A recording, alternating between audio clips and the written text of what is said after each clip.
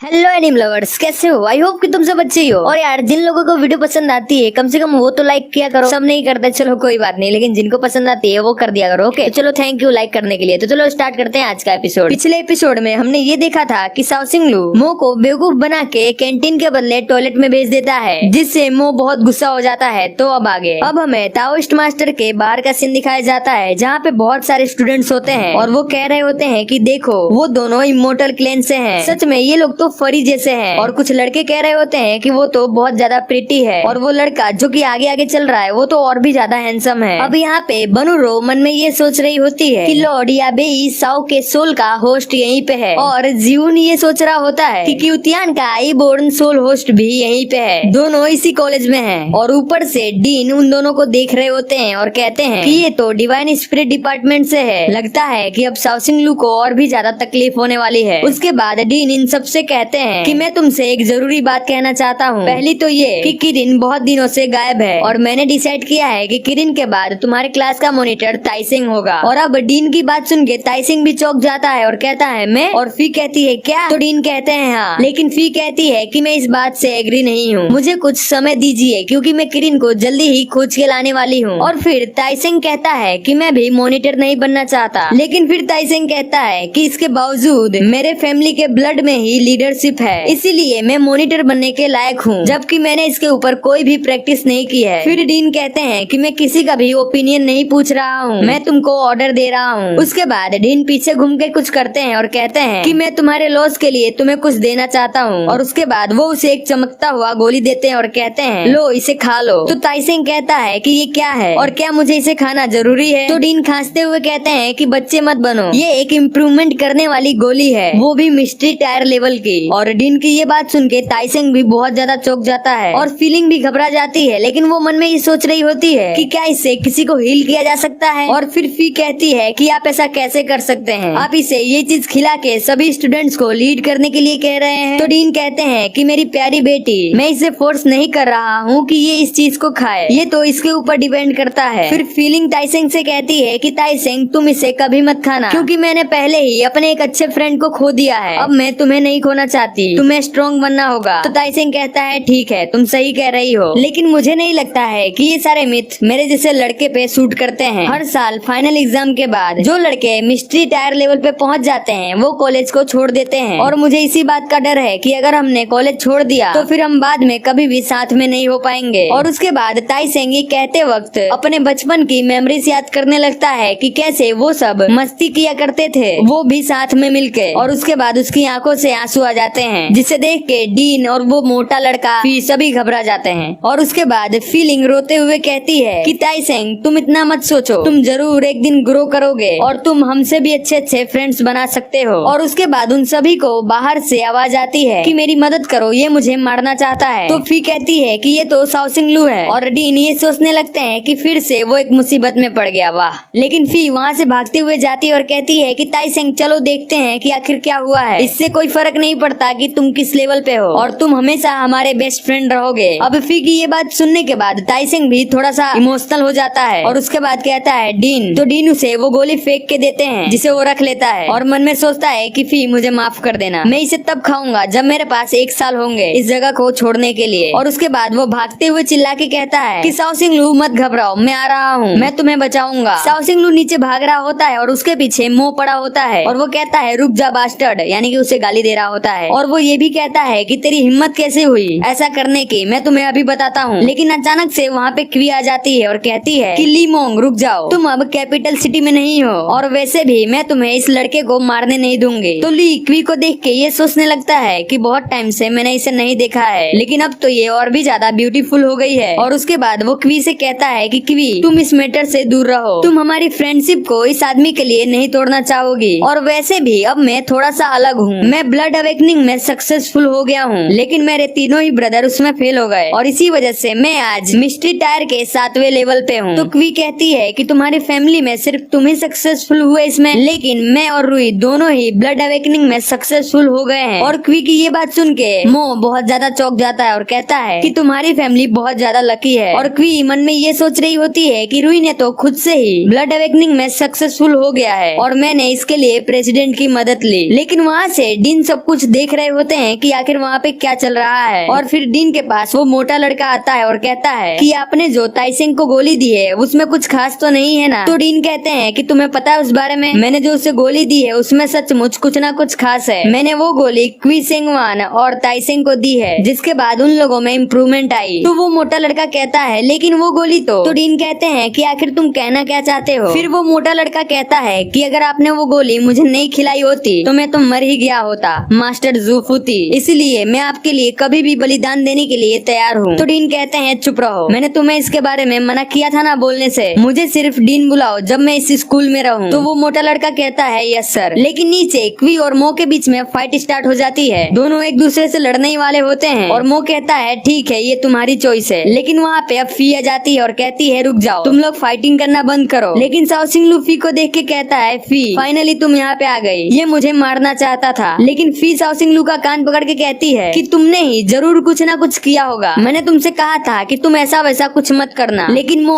फी को देख के ये सोचता है कि फी ये तो सच में लिंग फैमिली से है। और फिर फी मो से कहती है कि मुझे माफ कर देना, इसने जो किया तुम्हारे साथ मैं उसके लिए माफी मांगती हूँ। तो मो कहता है कि अगर मिस लिंग बोल रही है तो चलो मैं छोड़ देता हूँ। फिर ताइसेंग कहता है कि मैं क्लास 2 का मॉनिटर हूँ और मेरा नाम ताइसेंग है और मैं तुम्हें इसके बाद भी प्रोटेक्ट करूंगा क्योंकि तुम किरिन के रिलेटिव हो। और ताइसेंग की ये बात सुन के मो ये सोचने लगता है कि किरिन जो कि यांगमो की बेटी है वो। फिर वो गुस्से में ताइसेंग से कहता है कि तुमसे कोई गलती हो गई है क्योंकि वो मो फैमिली की बेटी नहीं है या फिर उसका मो फैमिली से कोई भी लेना देना नहीं है। और फिर मो की ये बात सुन के ताइसेंग बहुत ज्यादा गुस्सा हो जाता है और कहता है क्या। लेकिन तभी अचानक से मो को एक पंच पड़ती है और वो दूर जाके गिरता है और ये पंच शाओसिंग लू ने उसे मारा होता है, जिसे देख के सभी लोग हैरान हो जाते हैं। लेकिन फिर मो कहता है कि तुम्हारी हिम्मत कैसे हुई मुझे मारने की। तो शाओसिंग लू कहता है तो तुम क्या कर लोगे। उसके बाद मो उसे मारने के लिए आगे बढ़ता है, तभी उसे पीछे से लियो लात मारती है जिसकी वजह से वो आगे फेंका जाता है। और फिर आगे से उसे जुई मारती है और कहती है कि तुम्हारी हिम्मत कैसे हुई मेरे मास्टर के साथ ऐसा बिहेव करने की। और वो सभी लोग ये देख के बहुत ज्यादा चौंक जाते हैं और मो भी चौंक जाता है कि एक बच्ची ने मुझे मार दिया और आखिर वो कह क्या रही है। उसके बाद लियो शाओसिंग लू को पीछे से पकड़ लेती है और कहती है कि मैं इसे मार देती हूँ, उसके बाद तुम मुझे इसको पका के दे देना खाने के लिए। और उसके बाद सब वहाँ पे इकट्ठा हो जाते हैं। लेकिन तभी वहाँ पे बरुनो आती है और कहती है कि आखिर यहाँ पे हो क्या रहा है। तो मो कहता है कि इस आदमी ने मेरे साथ मिसबिहेव किया है और इसने मुझे मारा भी है और आप एक इमोर्टल हैं, तो क्या आप मेरे लिए जस्टिस करेंगी। तो वो कहती है क्या। लेकिन बरुनो शाओसिंग लू को देख के उसके आगे झुक जाती है और कहती है लॉर्ड शिवू मैं आपके साथी हूँ और मैं 7 क्रॉसबो मैन हूँ। लेकिन शाओसिंग लू से देख के थोड़ा सा चौंक जाता है कि आखिर ये कर क्या रही है और कहता है कि ये सारी चीजें करने की कोई जरूरत नहीं है। और इसी के साथ हमारी इस एपिसोड का दी एंड यहीं पे होता है। अगर आपको वीडियो अच्छी लगी हो तो लाइक करना ना भूलें।